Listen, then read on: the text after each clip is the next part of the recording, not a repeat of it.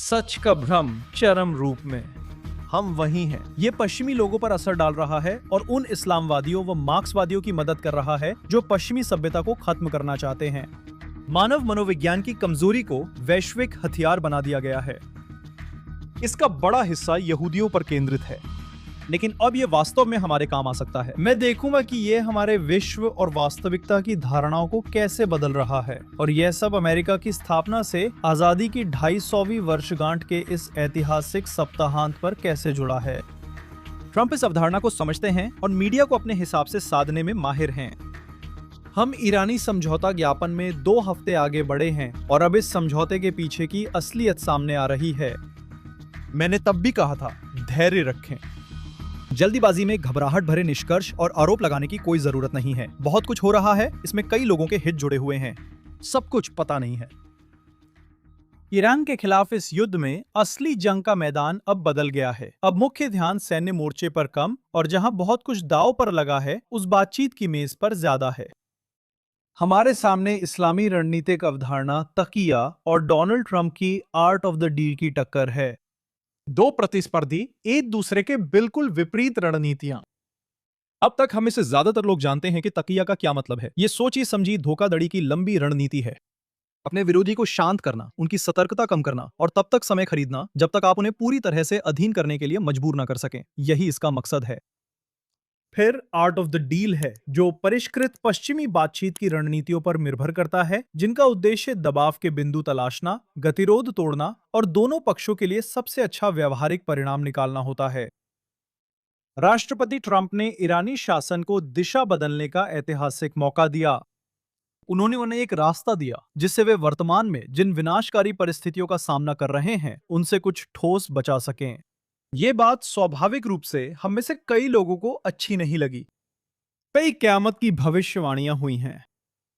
एक पक्ष समझौते की बात कर रहा है, दूसरा पूर्ण विजय की रणनीति बना रहा है। ईरान अब अपनी क्षमताएं और इजराइल को धमकी देने वाले प्रॉक्सी समूहों को बहाल करने पर ध्यान दे रहा है। उनका लक्ष्य अमेरिकी उपलब्धियों को कमजोर करना है। सबसे महत्वपूर्ण बात यह है कि वे इजराइल और संयुक्त राज्य अमेरिका के बीच दरार डालना चाहते हैं। इस प्रयास में उन्हें अमेरिका में सहयोगी मिल गए। बात यह है कि ईरानी घमंड ने उन्हें हकीकत से अंधा कर दिया है। परिस्थितियां उनकी समझ से कहीं ज्यादा जटिल हैं। वे इस्लामी और मार्क्सवादी तंत्रों की सफलता को लेकर बहुत आत्मविश्वासी थे। उन्होंने इजराइल और यहूदियों पर ध्यान केंद्रित करते हुए लोगों की बनी बनाई धारणाओं से छेड़छाड़ की, ताकि इजराइल के खिलाफ दुश्मनी भड़काई जा सके और अपने लक्ष्यों के लिए समर्थन जुटाया जा सके। ट्रंप और नेतन्याहू इन तंत्रों को समझते हैं और उन्होंने इन्हें ईरान के खिलाफ इस्तेमाल किया। जबकि ईरानियों को लगता था कि उनके पास बढ़त है, ट्रंप ने उनके पैरों तले से उनकी आर्थिक पकड़ खींच ली और इजराइल के साथ मिलकर उन्होंने लेबनान में उनके प्रॉक्सी गुटों को कमजोर करने का काम किया। और शांति समझौते के साथ साथ पूरे मध्य पूर्व में विदेश मंत्री रूबियो की पिछले सप्ताहांत अरब विदेश मंत्रियों के साथ हुई शिखर बैठक के जरिए भी यही किया। मैं एक पल के लिए उस नफरत की बढ़ोतरी पर ध्यान केंद्रित करना चाहता हूं जो यहूदियों के खिलाफ हो रही है और जिसे हम अनुभव कर रहे हैं। ऐसा नहीं है कि वोक प्रगतिशील वामपंथी और वोक रूढ़िवादी दक्षिणपंथी उतने मूर्ख हैं जितने वे लगते हैं। ये इसलिए नहीं कि वे अपने दिमाग की कथित तौर पर सिर्फ 10% क्षमता का इस्तेमाल कर रहे हैं। ये तो और भी आगे की बात है। जब कम आईक्यू वाले आसपास की बकवास दोहराते हैं तो वो एक बात है, लेकिन जब हम वही नफरत बुद्धिजीवियों और आमतौर पर समझदार लोगों के मुंह से निकलती देखते हैं जो जैसे किसी जुनून में आ जाते हैं, इनमें से कई ऐसे लोग होते हैं जिन्हें हम पहले बहुत समझदार मानते थे, तो साफ है कि इसमें कुछ और भी चल रहा है। यहां आता है इल्यूजन ऑफ ट्रूथ इफेक्ट, यानी वो मनोवैज्ञानिक प्रभाव जिसमें लोग किसी जानकारी को सिर्फ इसलिए सच मान लेते हैं क्योंकि वो बार बार दोहराई जाती है। आज इसका व्यापक रूप से इस्तेमाल इजराइल और यहूदी लोगों के बारे में जनमत को आकार देने के लिए किया जा रहा है, क्योंकि मानव मस्तिष्क सच मानने के लिए दोहराव को एक शॉर्टकट की तरह इस्तेमाल करता है। बार बार दोहराई गई कहानियां आलोचनात्मक विश्लेषण को दरकिनार कर देती हैं और समय के साथ आरोपों को स्वीकार्य तथ्यों में बदल देती हैं। दोहराव सच होने की धारणा को बढ़ा देता है, भले ही लोग शुरू में जानते हों कि जानकारी झूठी है या जानकारी का स्रोत संदिग्ध है। आपने वो कहावत सुनी होगी, एक झूठ दुनिया के आधे हिस्से में फैल सकता है जबकि सच अभी अपने जूते पहन रहा होता है। यह उदाहरण खुद गलत सूचना का उदाहरण है जो सच से तेज फैली। ये काव्यात्मक विडंबना है जिसे अक्सर मार्क ट्वेन से जोड़ा जाता है, लेकिन लगभग तय है कि उन्होंने ये कभी नहीं कहा। मैंने पहले कहा था कि इंसान दिमाग का सिर्फ 10% इस्तेमाल करते हैं। ये अक्सर उसी तरह दोहराया जाता है जैसे कहा जाता है कि बिजली एक जगह 2 बार नहीं गिरती। ये दोनों बातें गलत हैं, फिर भी कई लोग इन्हें मानते हैं। क्योंकि जब लोग कोई बात बार बार सुनते हैं तो हम उस परिचित बात को सच मान लेते हैं। ऐसा ही ऐतिहासिक तथ्यों के साथ भी होता है, जैसे कि नेपोलियन बोनापार्ट बहुत छोटे कद के थे या वाइकिंग्स युद्ध में सींग वाले हेलमेट पहनते थे। हमने इसे पेंटिंग्स और फिल्मों में देखा है, लेकिन दोनों ही बातें सच नहीं हैं। नेपोलियन अपने समय के हिसाब से औसत कद के थे और सींग वाले हेलमेट 19वीं सदी के कॉस्ट्यूम डिजाइनर्स ने बनाए थे। अगर झूठ बार बार दोहराया जाए तो दिमाग उसकी जांच बंद कर देता है। जहां वाइकिंग हेलमेट्स का मिथक हानि रहित है, वहीं यही मनोवैज्ञानिक कमजोरी अब वैश्विक ताकतों द्वारा हथियार बन गई है। आधुनिक भू राजनीति को फिर से आकार देने, प्राचीन पूर्वाग्रहों को भड़काने और आपके डिजिटल फीड पर आपको क्या दिखे, इसे पूरी तरह नियंत्रित करने के लिए हम मानते हैं कि हम उन्नत पीढ़ी हैं। हम एक अत्याधुनिक डिजिटल युग में हैं, जहां तकनीक, एआई और जानकारी हमारे चारों ओर है, जिसकी हमारे पूर्वज कल्पना भी नहीं कर सकते थे। लेकिन डिजिटल युग सिर्फ प्रगति का एक भ्रम है। स्क्रीन और जटिल एल्गोरिदम्स के बावजूद हमारा दिमाग नहीं बदला। मानव मन आज भी उन्हीं हथकंडों के प्रति पूरी तरह असुरक्षित है जो सदियों पहले भी इस्तेमाल किए जाते थे। इतिहास में देखें तो सबसे घातक प्रचार मॉडल बेहतर तकनीक के कारण नहीं, बल्कि अन्य वजहों से सफल हुए। वे सफल हुए क्योंकि उन्होंने इसी मनोवैज्ञानिक कमजोरी पर भरोसा किया। जोसेफ गोएबेल्स और नाजी प्रचार ने इसे बड़े झूठ के रूप में स्थापित किया। राज्य नियंत्रित रेडियो और क्रूर कार्टूनों का उपयोग करके रोजमर्रा की जिंदगी में यहूदी घृणा को सामान्य बना दिया। आयरन कर्टन के उस पार सोवियत प्रचार मंत्रालय ने कठोर, बार बार दोहराए जाने वाले नारों और बदले हुए पाठ्य पुस्तकों का उपयोग करके ऐतिहासिक वास्तविकता को पूरी तरह से मिटा दिया। यहां तक कि पश्चिमी देशों की कंपनियां भी इस प्रवृत्ति को अपनाने लगीं। बड़ी तंबाकू कंपनियां स्वास्थ्य नियमों में देरी करने में सफल रहीं। उन्होंने सिगरेट को सुरक्षित साबित नहीं किया, बल्कि एक ही बात बार बार दोहराई।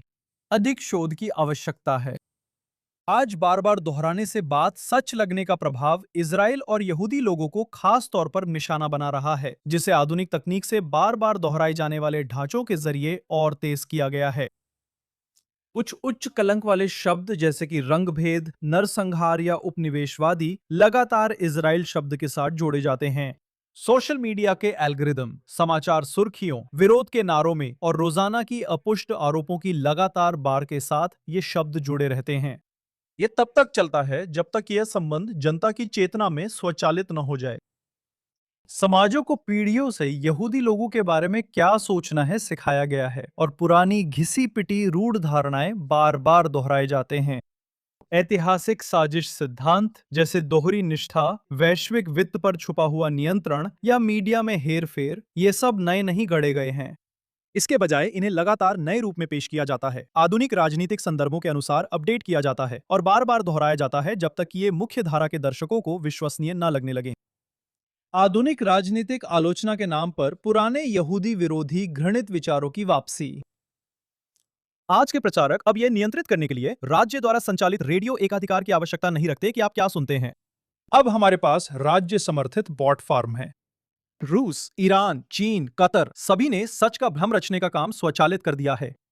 वे बड़े बॉटनेट से एक ही कहानी को हर घंटे लाखों बार ट्वीट, पोस्ट और कमेंट करते हैं।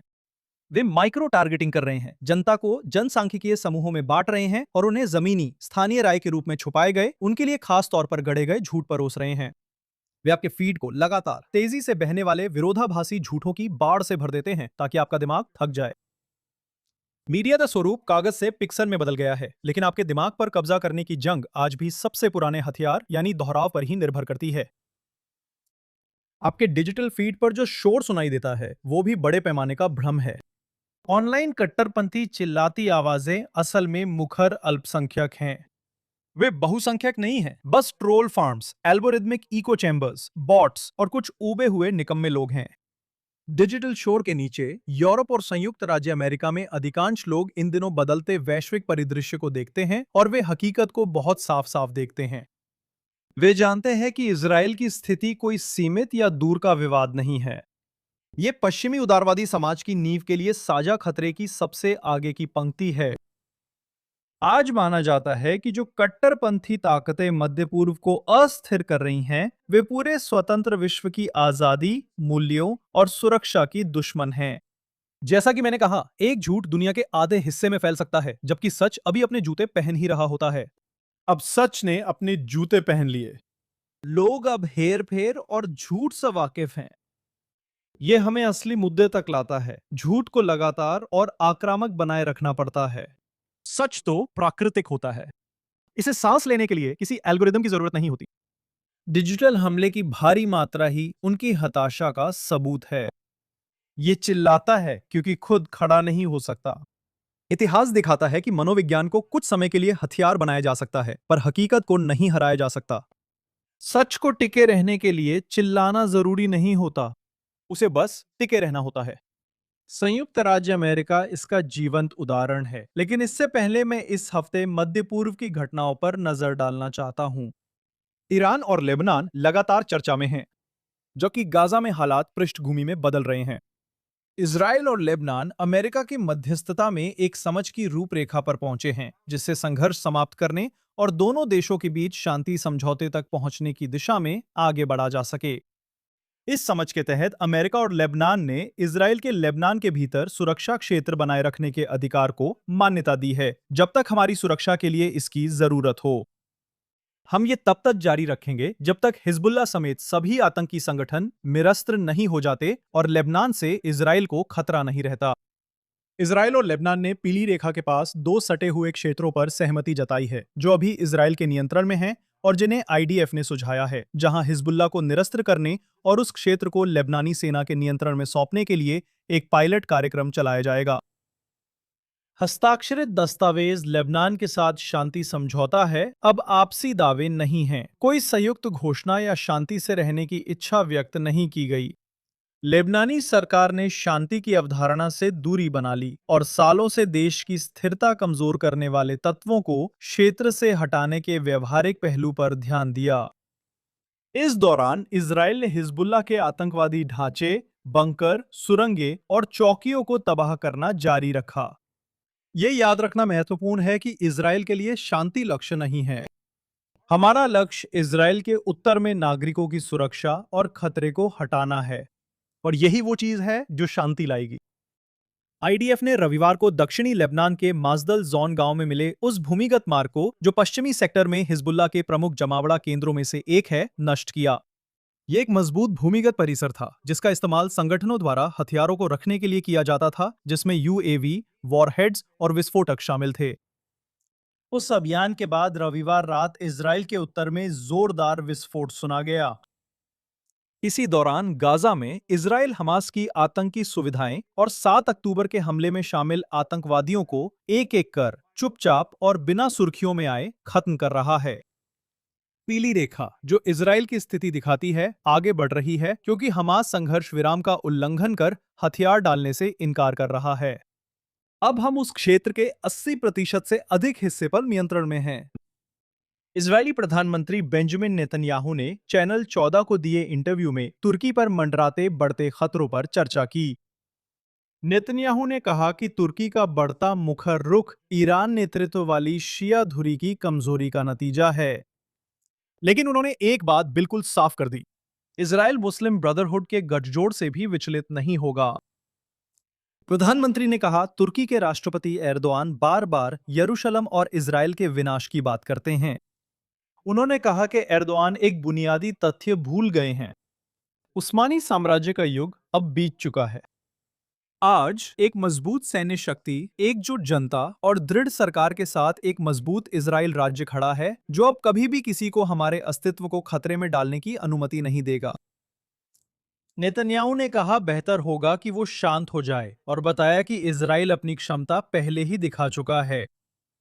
लेकिन यह सिर्फ चेतावनियां ही नहीं थी। प्रधानमंत्री ने दृढ़ता से संकेत दिया कि पर्दे के पीछे बड़े कदम उठाए जा रहे हैं, जो जल्द ही अतिरिक्त देशों के साथ ऐतिहासिक शांति समझौतों का परिणाम दे सकते हैं। उन्होंने इस पर विस्तार से कुछ भी बताने से परहेज किया।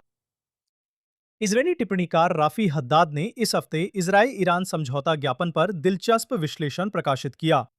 कुछ विश्लेषकों को डर है कि ईरान कामयाबी से समय खींच रहा है, जबकि हद्दाद मानते हैं कि तेहरान वास्तव में ट्रंप और नेतन्याहू के समन्वित जाल में फंस गया।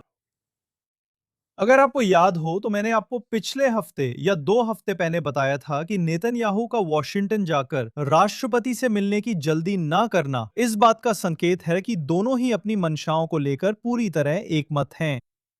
खैर, वापस हद्दाद के विश्लेषण पर चलते हैं। हद्दाद के अनुसार समझौते के सेक्शन 5 के तहत ईरान को होर्मुज जलडमरू मध्य खोलना और 30 दिन में समुद्री बारूदी सुरंगें साफ करनी होंगी। पश्चिमी देश इस मौके का सक्रिय रूप से इस्तेमाल कर रहे हैं ताकि वैश्विक शिपिंग को सुरक्षित किया जा सके, तेल भंडार को फिर से भरा जा सके और ऊर्जा की कीमतों को कम किया जा सके। हद्दाद कहते हैं कि जब ईरान ने फारस की खाड़ी में एक कंटेनर जहाज पर ड्रोन भेजकर हालात भांपने की कोशिश की तो उन्होंने सोचा कि अंतरिम समझौता उन्हें छूट देगा। अमेरिका की सेंट्रल कमांड ने तटीय मिसाइलों और रडार स्थलों पर तुरंत विनाशकारी हवाई हमला किया। ट्रंप राजनीतिक नाटक सहेंगे पर किसी को वैश्विक शिपिंग या अमेरिकी मतदाताओं की जेब पर असर नहीं डालने देंगे। इस बीच लेबनानी मोर्चे पर हद्दाद नई डी कन्फ्लिक्शन सेल की रणनीतिक प्रतिभा को उजागर करते हैं।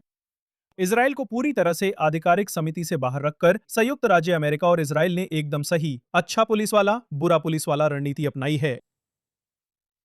इजराइल कूटनीतिक कागजी कार्रवाई से पूरी तरह मुक्त है। दक्षिणी लेबनान सुरक्षा क्षेत्र में ये सोच बनी रहती है कि इजराइल को वैध रूप से हिजबुल्लाह को खत्म करने की छूट है। राष्ट्रपति ट्रंप वार्ता की मेज पर शांतिपूर्ण मध्यस्थ बनकर बैठे हैं, ईरानियों को सख्त अल्टीमेटम देते हैं।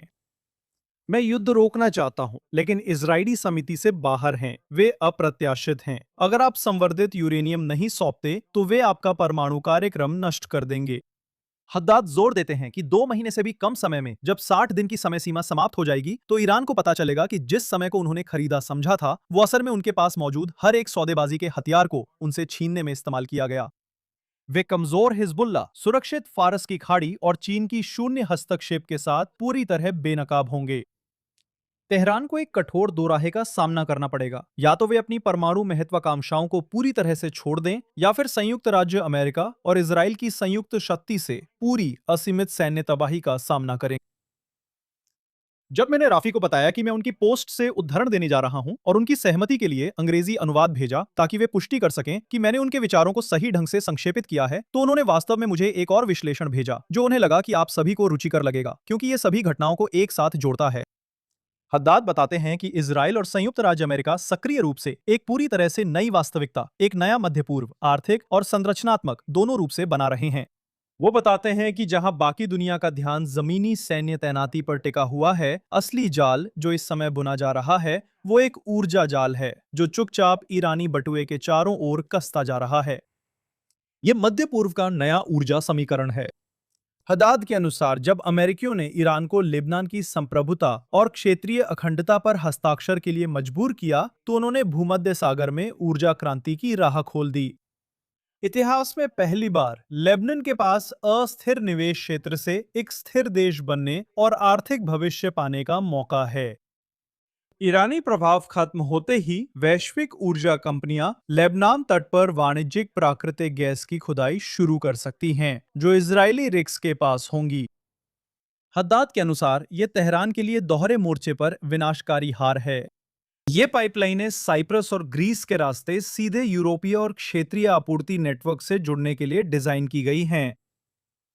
ये वैश्विक आर्थिक कदम ईरान को हमेशा बाजार से अलग कर देता है। ये तेल के एक बैरल की कीमत को इतने नीचे गिरा देता है कि IRGC के रक्षा बजट का दम घुट जाता है और क्षेत्रीय समृद्धि के सपने को एक अजेय वित्तीय और ऊर्जा सुरक्षा जाल में बदल देता है। हद्दाद का मुख्य बिंदु यह है कि ईरानियों को लगा वे संवर्धित यूरेनियम पर बातचीत कर रहे हैं। उन्हें देर से पता चला कि लेबनान की गैस पर उनकी पकड़ छूट गई है, जो उनकी जेब खाली कर रही थी और उन्हें बेरूत से दूर कर रही थी। तो समाप्ति से पहले जैसा वादा किया था, मैं इस सप्ताहांत मनाए जा रहे ऐतिहासिक मील के पत्थर को याद करना चाहता था। संयुक्त राज्य अमेरिका अपनी 250वीं स्वतंत्रता दिवस मना रहा है। मैंने पहले बाइसेंटेनियल प्लस 50 कहा था क्योंकि इस सप्ताहत हम एंटेबे ऑपरेशन की 50वीं वर्षगांठ भी मना रहे हैं, जब 50 साल पहले अमेरिकी बाइसेंटेनियल के दिन इजरायली बलों ने 2204 मील यानी 3550 किलोमीटर इजराइल से उड़ान भरकर 120 इजरायली बंधकों को अरब आतंकवादियों से एक साहसी ऑपरेशन में बचाया था। ये वाकई एक किंवदंती जैसी घटना थी। वैसे इस साल ईरान के खिलाफ जो हवाई हमले हुए, उनकी दूरी इजराइल से युगांडा जितनी दूरी की तुलना में आधे से भी कम थी। आजकल पश्चिमी उदारवादी समाज की संस्थाओं पर सवाल उठाना आम हो गया है। अगर आप समझना चाहते हैं कि किसी देश ने व्यक्तिगत स्वतंत्रता का स्थायी किला कैसे बनाया और तानाशाही के चक्र को तोड़ा, तो आपको संयुक्त राज्य अमेरिका के संस्थापक पिताओं द्वारा बनाए गए आधार देखने होंगे। उन्होंने अमेरिका को अस्थिर मानवीय राजनीतिक प्रवृत्तियों पर नहीं बनाया। उन्होंने इसे प्राचीन अपरिवर्तनीय सत्य की चट्टान पर बनाया, बाइबल। आप इसका भौतिक प्रमाण कांस्य में देख सकते हैं। अमेरिका के जन्म से 25 साल पहले फिलाडेल्फिया स्टेट हाउस के लिए घंटी मंगाई गई थी, जिसे हम आज लिबर्टी बेल कहते हैं। उसकी धातु पर सीधे लेव व्यवस्था की किताब अध्याय 25 श्लोक 10 से 1 सीधा उद्धरण उकेरा गया है। सारे देश में उसके सभी निवासियों के लिए स्वतंत्रता की घोषणा करो। अपने मूल बाइबल संदर्भ में वह श्लोक जुबली वर्ष का आदेश देता है, जो समूची व्यवस्था के नवीनीकरण का एक पवित्र समय था, जिसमें कर्ज माफ किए जाते थे, गुलामों को आजाद किया जाता था और हर व्यक्ति की जन्मजात गरिमा को भगवान के अधीन पुनर्स्थापित किया जाता था। संस्थापकों ने एक मूल सत्य पहचाना: मानव सरकारें मानव अधिकार नहीं देती। अगर अधिकार राजा, राष्ट्रपति या संसद से मिलते हैं तो वही इन्हें छीन भी सकते हैं। अगर स्वतंत्रता हमें सृष्टिकर्ता से मिली है तो वह पूर्ण, पवित्र और अछूती रहती है। सभी मनुष्य समान बनाए गए हैं। मानव मूल्य की इस पवित्र शास्त्र की गहरी समझ ने ही एक नए राष्ट्र को स्वतंत्रता का प्रकाश स्तंभ और स्वतंत्र विश्व का नेता बनने की अनुमति दी। 52 साल बाद धोखे के साधन भले ही और उन्नत हो गए हों, लेकिन हमारी स्वतंत्रता की नींव आज भी वैसी ही है। सच्ची स्वतंत्रता एल्गोरिदम या न्यूज फीड से बरकरार नहीं रहती। ये तब बनी रहती है जब समाज खुद को भगवान और उसकी सच्चाई से जोड़ता है कि हर इंसान स्वतंत्र पैदा होता है। हम इन सच्चाइयों को स्वयं स्पष्ट मानते हैं कि सभी मनुष्य समान बनाए गए हैं, कि उनके सृष्टिकर्ता ने उन्हें कुछ ऐसे अधिकार दिए हैं जिन्हें छीना नहीं जा सकता, जिनमें जीवन, स्वतंत्रता और सुख की खोज शामिल है। जैसा कि एब्राहम लिंकन ने कहा था 87 साल पहले, ये हमारे लिए है कि हम यहाँ रहें और हमारे सामने जो महान कार्य शेष है उसके लिए समर्पित रहें। कि जनता की सरकार जनता के द्वारा जनता के लिए इस धरती से कभी नष्ट नहीं होगी। 250वीं वर्षगांठ मुबारक हो। भगवान अमेरिका को आशीर्वाद दें। स्वतंत्रता का नाद गूंजे। मैं डैनियल सीमैन हूं। अगले हफ्ते स्ट्रेट अप पर यरूशलेम इजराइल के जना स्टूडियो से फिर मिलिए।